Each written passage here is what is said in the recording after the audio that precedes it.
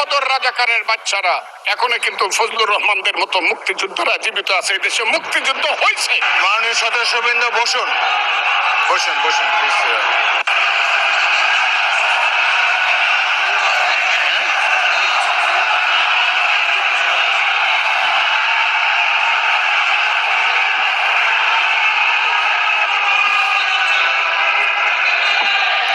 বসুন মাননীয় সদস্যবৃন্দ বসুন।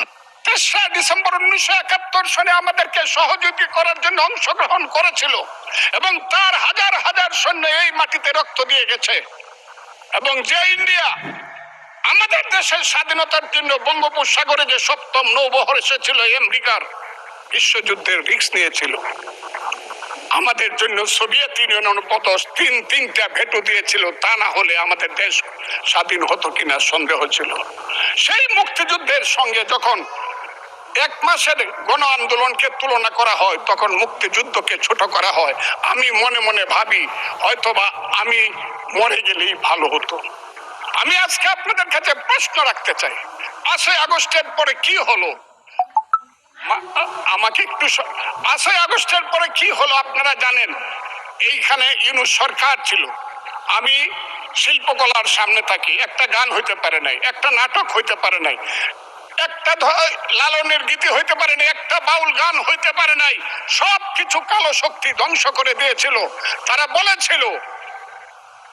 বলেছিল কোন মুক্তিযুদ্ধ হয় নাই, 47-এর যুদ্ধ হয়েছে, আর 24-এর যুদ্ধ হয়েছে, আর 71-এ গন্ডগোল হয়েছে।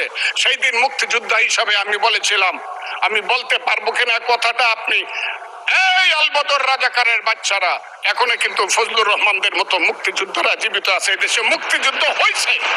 মুক্তিযুদ্ধ সত্য, 30 লক্ষ লোক জীবন দিয়েছে, এটাও সত্য। এই যুদ্ধের মধ্য দিয়ে আমরা সেদিন তাদের সঙ্গে যুদ্ধ করেছি। আমার বাড়ির সামনে মব হয়েছে আমাকে হত্যা করার জন্য।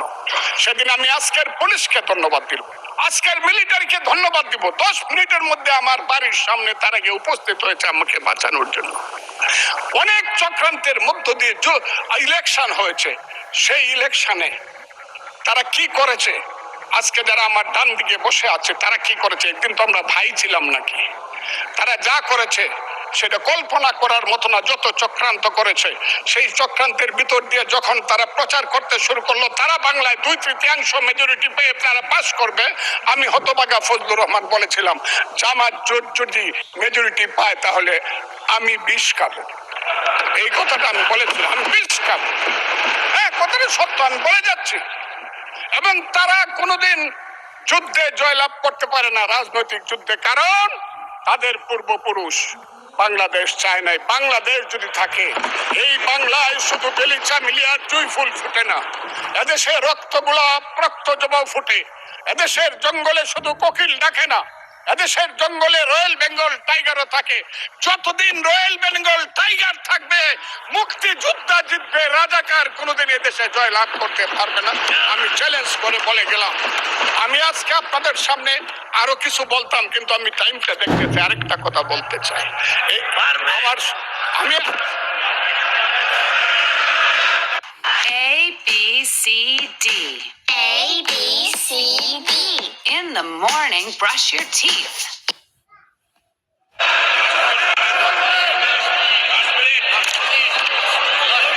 আমাকে 5 মিনিট সময় দেন, আমি শেষ করে ফেলবো।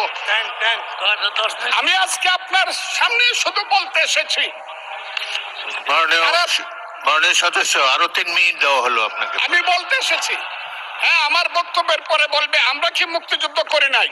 যেমন বিরোধী দলের নেতা বলেন, ওনাকে আমি অসম্মান করি না, সবসময় মাননীয় বলে কথা বলি, কিন্তু ওনার দলের লোকজন এখানে বসে আছে, তারা আমাকে ফজা পাগলা বলে কথা বলে। উনি একটি নেতা বলে তারা নাকি সভ্য, তারা নাকি ইসলাম।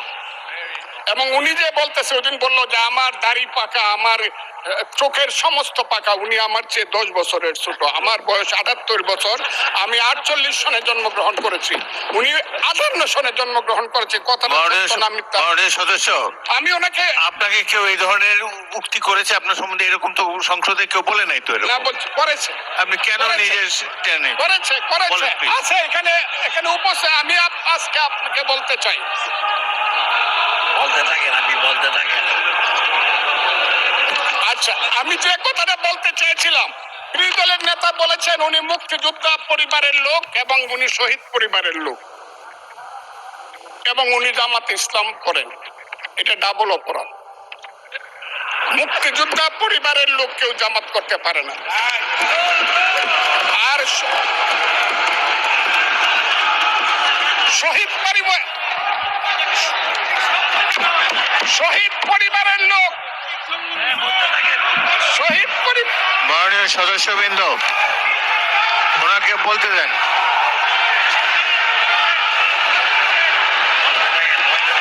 শহীদ মাননীয় পরিবারের লোক, সদস্যবৃন্দ, অর্ডার অর্ডার। শহীদ আপনারা পরিবারের শৃঙ্খলা লোক রক্ষা করুন। কেউ মাননীয় সদস্যবৃন্দ, সংসদে শৃঙ্খলা রক্ষা করুন। মাননীয় সদস্য ফজলুর রহমান, আমি ঠিক আপনি আছে, শেষ করুন। ওনারা কষ্ট পাইতেছেন তো। বক্তব্য শেষ করুন। আমি আবারও বলে রাখলাম, শহীদ পরিবারের লোক তো জামাত করতেই পারে না, আর জামাত করলে ডাবল অপরাধ করতেছে। দুই, তাহলে স্বীকার, তাহলে তাহলে আমি আপনাদেরকে বলি, মাননীয় সদস্যবৃন্দ, আমি আমি আমি এক সেকেন্ড, আমাকে এক সেকেন্ড। মাননীয় সদস্য ফজলুর রহমান, বসুন বসুন বসুন।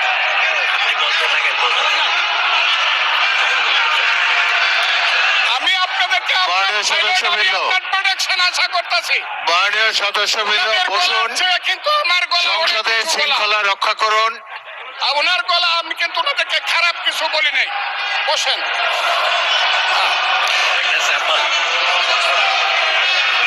মাননীয় সদস্য ফজলুর রহমান,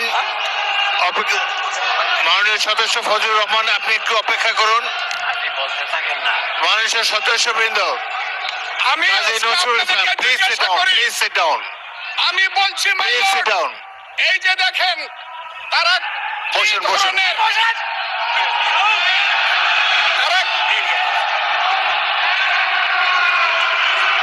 তারা কি ধরনের আচরণ করছে। আচ্ছা, আজকে তাদেরকে জিজ্ঞাসা মাননীয় করি, সদস্যবৃন্দ, তাদেরকে আমি মাননীয় সদস্যবৃন্দ, একটু মনোযোগ দিয়ে আমার কথাটি শোনার চেষ্টা করুন।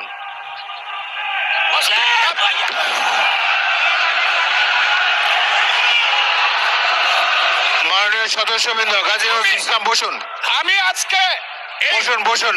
এই কথাটা স্পিকারের কথা বলতে শোনার বাধ্য চেষ্টা হচ্ছি। করুন।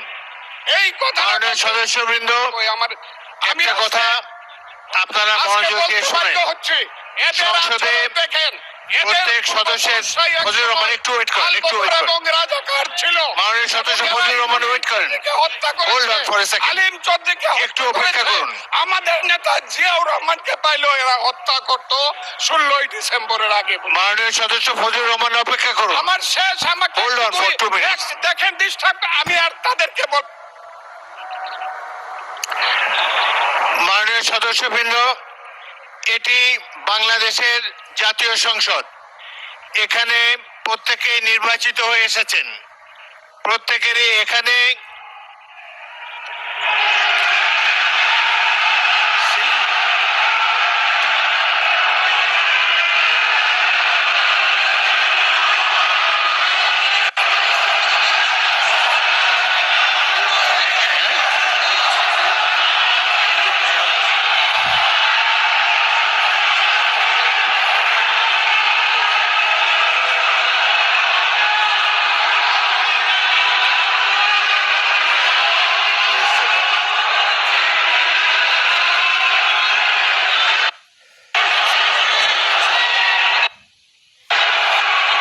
মাননীয় সদস্যবৃন্দ,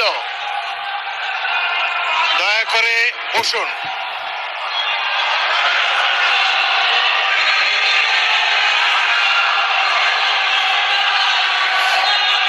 মাননীয় সদস্যবৃন্দ, বসুন বসুন বসুন, প্লিজ।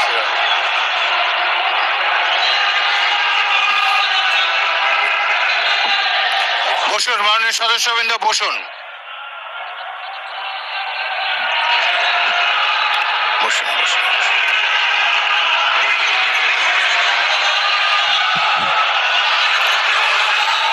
মাননীয় সদস্যবৃন্দ, মাননীয় বিরোধী দলের নেতা, আমি বলি তারপর আপনি বলেন।